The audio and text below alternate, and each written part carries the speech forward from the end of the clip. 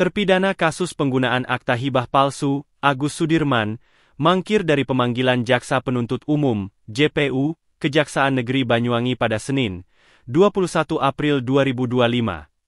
Pemanggilan tersebut dilakukan untuk mengeksekusi putusan Mahkamah Agung (MA) yang telah berkekuatan hukum tetap inkrah.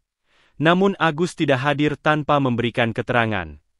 Agus yang merupakan salah satu komisaris BPR di Banyuwangi, sebelumnya dijatuhi hukuman 1 tahun penjara oleh MA dalam putusan kasasi nomor 328 KPID 2025 tertanggal 28 Februari 2025. Vonis ini membatalkan putusan lepas dari Pengadilan Tinggi Surabaya dan memperberat vonis 8 bulan dari Pengadilan Negeri Banyuwangi. Putusan Mahkamah Agung sudah inkrah, dan kami telah memanggil terdakwa untuk keperluan eksekusi.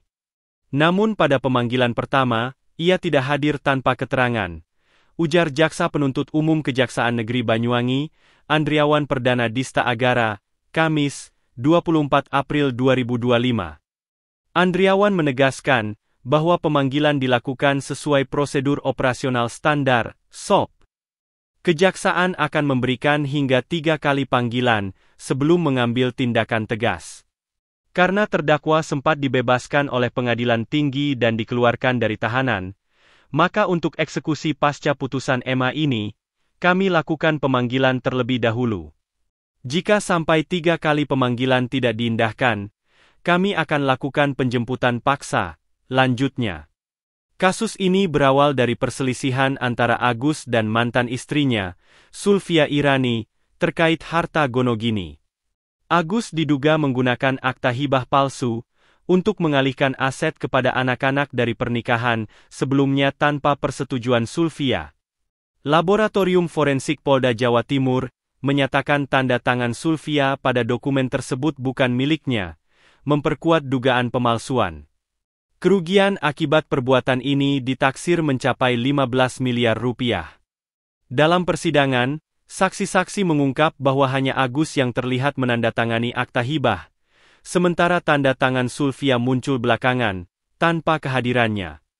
PPAT Fani Sulistianto Setiabudi dalam kesaksiannya mengatakan bahwa ia tidak menyaksikan langsung proses penandatanganan.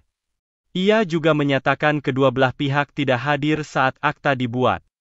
Kesaksian tambahan dari 2 saksi lain, Dimas dan Wahyudi, menunjukkan bahwa hanya Agus yang terlihat menandatangani dokumen, sementara keberadaan tanda tangan Sulfia muncul setelah dokumen dibawa masuk ke dalam rumah. MA akhirnya mengabulkan kasasi yang diajukan jaksa, dan menolak kasasi dari pihak Agus.